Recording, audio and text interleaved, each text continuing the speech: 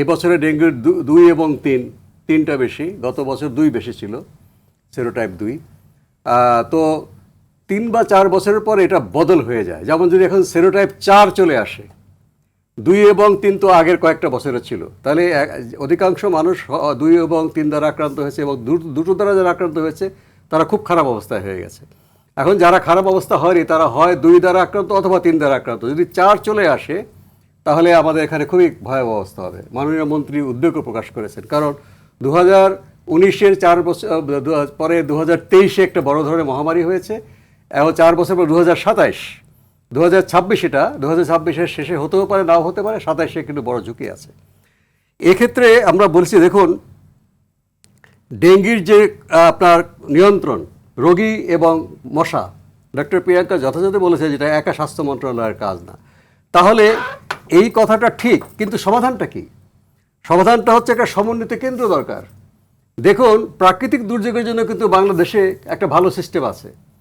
তাদের একটা standing order on disaster আছে, যে বন্যা দেখা দিলে কে কি কাজ করবে আগে থেকে নির্ধারণ করা আছে। এখানে মন্ত্রণালয় সিদ্ধান্তের জন্য বসে থাকে না, এবং সমন্বয় করেন স্বয়ং প্রধানমন্ত্রী, সরকার প্রধান, এবং প্রধানমন্ত্রীর দপ্তরের মধ্যে একটা ন্যাশনাল ইমার্জেন্সি অপারেশন সেন্টার আছে। এটা স্বয়ংক্রিয়ভাবেই এটা আর্ম ফোর্স ডিভিশন তারা পরিচালনা করে, লজিস্টিক বা অন্যান্য কাজ।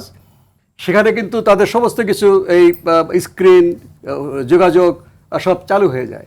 আর মূল কাজ সমন্বয়টা করে ডিজাস্টার মন্ত্রণালয়। দেখুন, বন্যা হয়েছে, আমরা কি কোনো দেখেছি কোনো মন্ত্রণালয় সিদ্ধান্তের জন্য বসে আছে?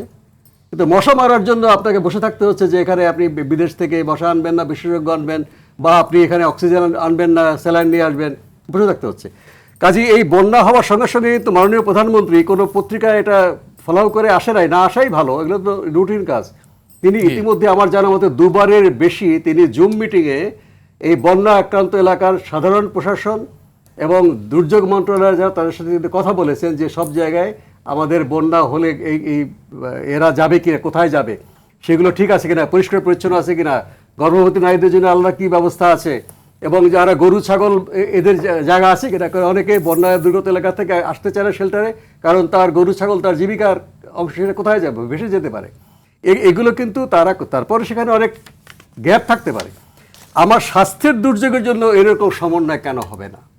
ডেঙ্গির যখন আমরা দেখছি মাত্রাটা বাড়ছে, স্থানীয় সরকার মন্ত্রণালয়, স্বাস্থ্য মন্ত্রণালয়, পরিবেশ মন্ত্রণালয় এবং অন্যান্য সাপোর্টিং মন্ত্রণালয়, শিক্ষা মন্ত্রণালয়, ধর্ম মন্ত্রণালয়, মা ও শিশু মন্ত্রণালয়, ভলান্টিয়ার্স, সমাজ কল্যাণ মন্ত্রণালয়, আপনি এই যদি সমন্বয়টা মাননীয় প্রধানমন্ত্রীর নেতৃত্বে এবং তার প্রশাসনিক সমন্বয় ক্যাবিনেট সেক্রেটারির নেতৃত্বে যদি আমরা স্থাপন করতে পারি, তাহলে ওই যে আপনার তৃণমূল পর্যায়ে দেখবেন বেসরকারি সংগঠন, রেড ক্রিসেন্ট থেকে শুরু করে বিভিন্ন এনজিও, তারা অ্যাক্টিভ হয়ে যাবে।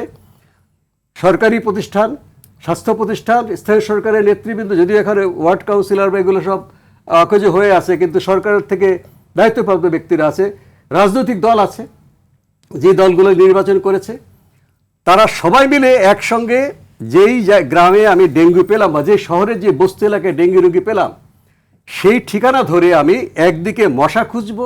এন্টোমোলজিস্টদের প্রশিক্ষণপ্রাপ্ত মাত্র 2 দিন প্রশিক্ষণ দিলে কিন্তু একজন ভলান্টিয়ার খুঁজতে পারে যে কোন জায়গাটায় মশার ডিম পেড়েছে, কোথায় অ্যাডাল্ট মশা আছে।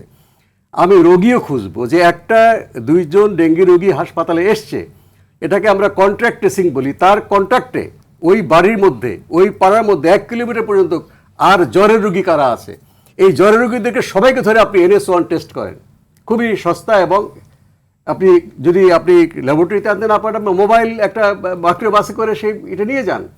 তাহলে রোগী খুঁজবেন, মশা খুঁজবেন, এবং যারা ভালনারেবল, যারা ঘরে বসে মশারি নিয়ে সচ্ছল পরিবার চিকিৎসা দিতে পারছে না, তাদেরকে উপজেলা হাসপাতাল বা ঢাকা শহরে সিটি কর্পোরেশন হাসপাতালে নিয়ে আসেন, বা এখানে রেলওয়ে হাসপাতালের মতো সেকেন্ডারি হাসপাতাল আছে।